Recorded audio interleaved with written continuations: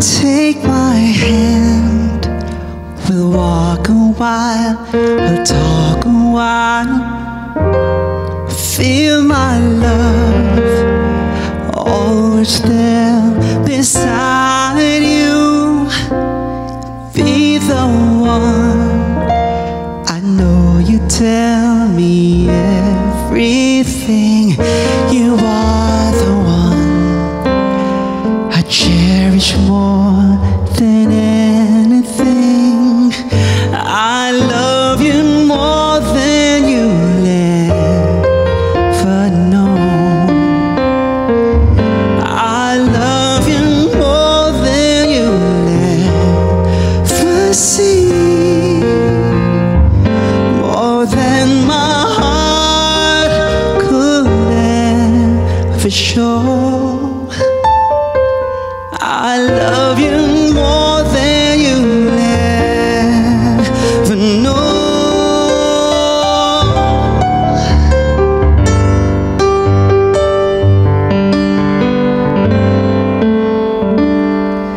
Think of me, I know that I believe in you. There'll always be this precious time together. Every tear, a love so strong, no words could ever say. A love to last forever. I love you more than you'll ever know. I love you more than you'll ever see, more than my heart could ever show. I love you more than you'll ever know.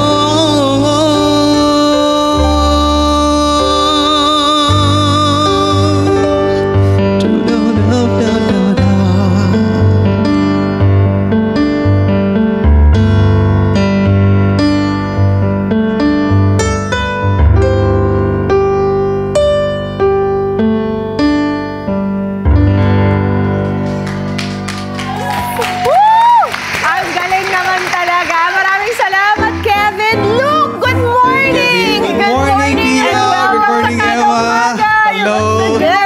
Good morning, good morning. Nice to see you. Dito Let's have a tayo. seat. Have a seat, have a seat. Para tuloy-tuloy ng ating kwentuhan. Nakakatuwa kasi tinupad mo yung iyong OPM, Oh Promise Me. Na Oo makapunta nga, di sa ba? Nagsikahan studio. tayo, pero online lang. Online lang. And I remember, pinilit ka pa namin kumanta, even if it was early in the morning. Madaling araw Madaling araw yata. Nasa Canada ako that time. Yun, oo, Canada. Bati ka muna, Luke, sa iyong mga fans dito sa Pilipinas, lalo na yung mga Cebuano. Yes. Maayong buntag, maayong aga, magandang umaga sa lahat ng kada natin dyan sa Cebu, sa Bohol, and of course dito sa Manila. Sa buong Pilipinas, buong mundo. Yan. Kailan ka ba dumating? Last week lang. Dumating ako last week. oo. Inabutan mo yung mga bagyo, hindi naman. Nung pagdating ko, bumabagyo. Kaya medyo paikot-ikot yung eroplano ng 9 times yata. O bago kami Matagal-tagal din, nakaland. no? Oo. Bago mag- I'm sure that's one of the things that you don't miss about the Philippines. Oo. Yung mga bagyo natin na... Yeah, pero Diba? nasanay na rin. Nasanay na. So, okay lang. Why are you here in the Philippines? Dito talaga ako naka-base sa Pilipinas. Okay. Pero yun, pag may mga shows abroad, so yun, kaya ako nagpupunta. Oh, Pero okay. matagal-tagal ka nagsistay abroad kapag may mga shows. Matagal kasi minsan sinasabay na yung bakasyon din. Ayun. So like nung May hanggang August nandun ako sa US and Canada. So bakasyon with the family at the same time tawid sa Canada para mag-show, rumakit. And then yun, umuwi ako saglit ng mga 2 weeks yata ng August. Tapos, Lipad na naman. lipad na naman sa US for a series of shows. Ala ko nang migrate ka na Yun na nga, Hindi. kasi mas matagal ka sa ibang bansa kaysa dito sa Pilipinas. Dito talaga ako. Kamusta? Kamusta ang pamilya? Okay naman ang pamilya. Yung anak ko nasa San Francisco. Hi baby girl. Doon siya nag-aral. Tapos yung wife ko and yung son ko nandito. Andiyan lang sa malapit, mga 1 kilometer away. Okay. Wow. Pwedeng lakarin dito. Okay.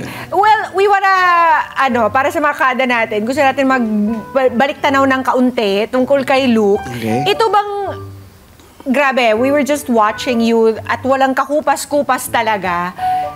Iba when you sing. Naman. Diba? Ramdam Wala. eh. Si Kevin yun, si Kevin yun. Parang pag kumanta ka, tumatagos. May feels talaga. Siguro dahil hindi na rin ako ganun kabata. So marami nang pinagdaanan sa buhay. So doon ako humuhugot ng... The experiences help. Yes, oo.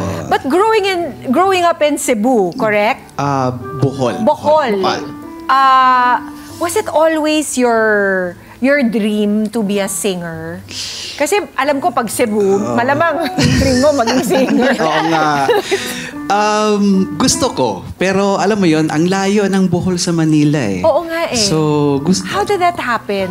Well, Kahapon kasi I was in Boracay. Oh, wow. Tapos Sarap, pinapanood oh. ko yung mga tao dun sa Katiklan. Sabi ko, how does one go about coming from, halimbawa, a province. Tapos making it, 'di ba, in Manila, making it in the entire Philippines, making it in the rest of the world, just like you. mahirap sa simula. Diba? Kasi taga Bohol ka, nung time na yan, walang internet, so hindi ka makita talaga. So, nag-start ako sa Bohol and then nag-audition ako sa isang singing group. Na-meet ko si Sir Ryan Cayabyab. And then he advised me na, alam mo, Michael Luke. Sabi niya, kung sa Bohol ka lang, walang mangyari sa'yo. So, might as well, from Bohol, transfer ka ng Cebu. So, early 90s, nag-transfer ako sa Cebu. And then, doon ako kumakanta, nag-front act ako ng mga Manila-based artist, ganyan.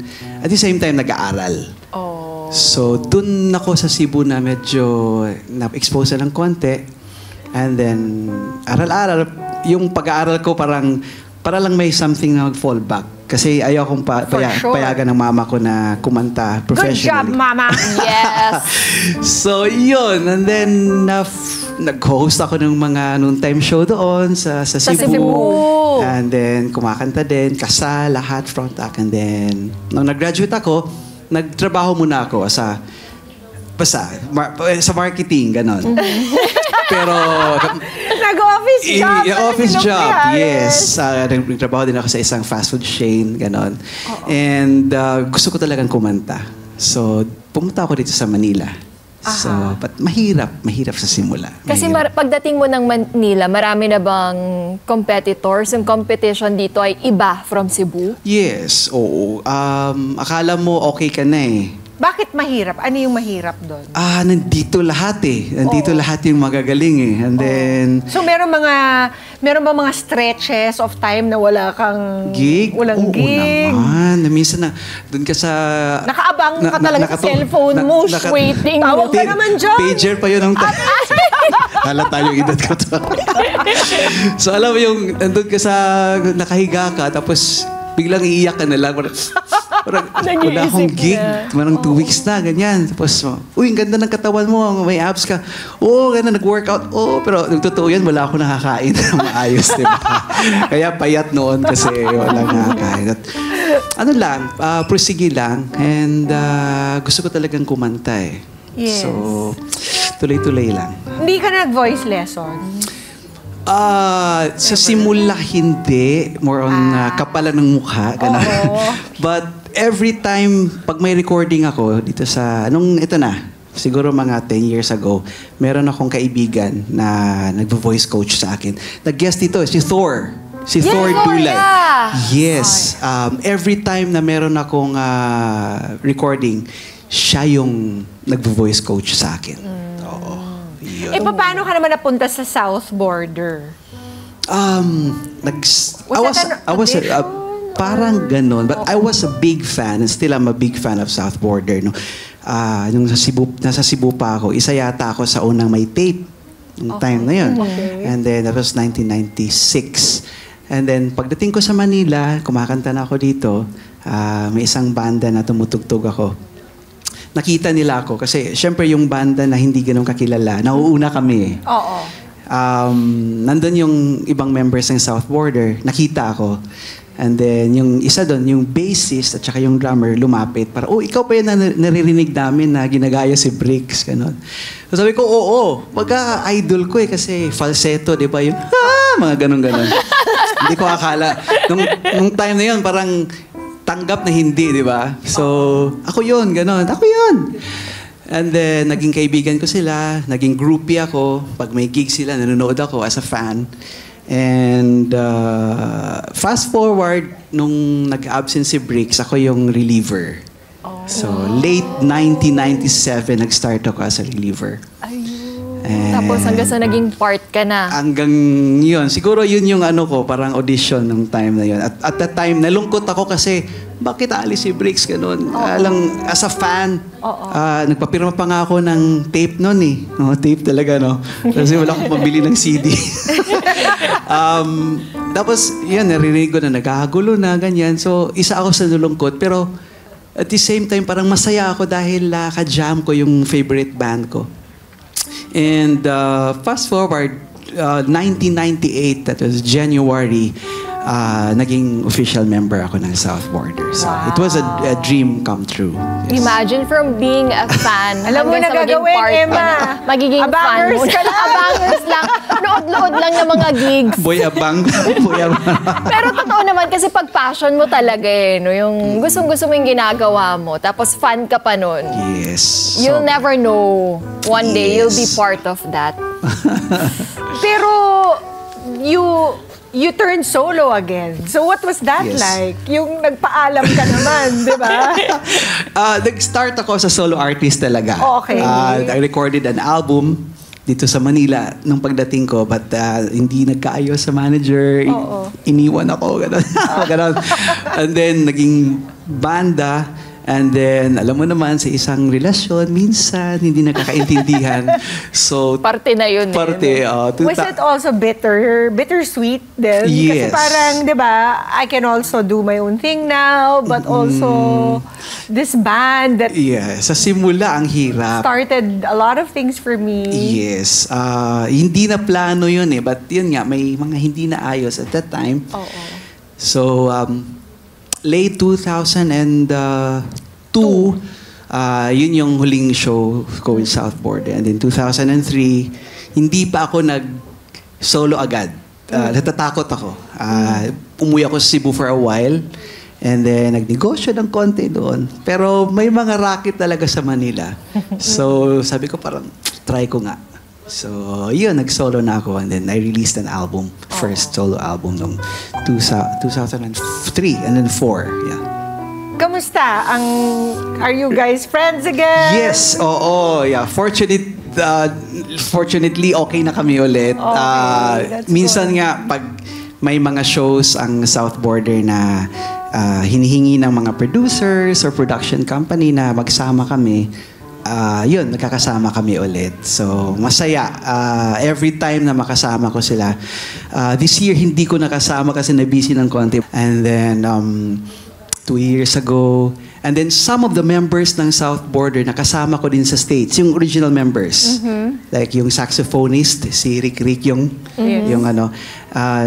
nung sa September, magkasama kami sa LA and Bakersfield. Tapos yung original guitarist naman, nakasama ko rin siya sa Sacramento. 2 weeks ago lang. Wow. So, alam mo yun, syempre pag Imagine from Bohol, kung saan na napunta si Mijares. Chocolate Hills. That's Iba-iba na yung narating. amazing. What a story, Luke. That's fantastic. Mga Kanet 25, this is Pia Guanyamago. For more Kada Umaga updates, please click the subscribe button and follow us on Net25 social media pages at Net25TV and at Net25 Entertainment Facebook page. See you guys. Bye!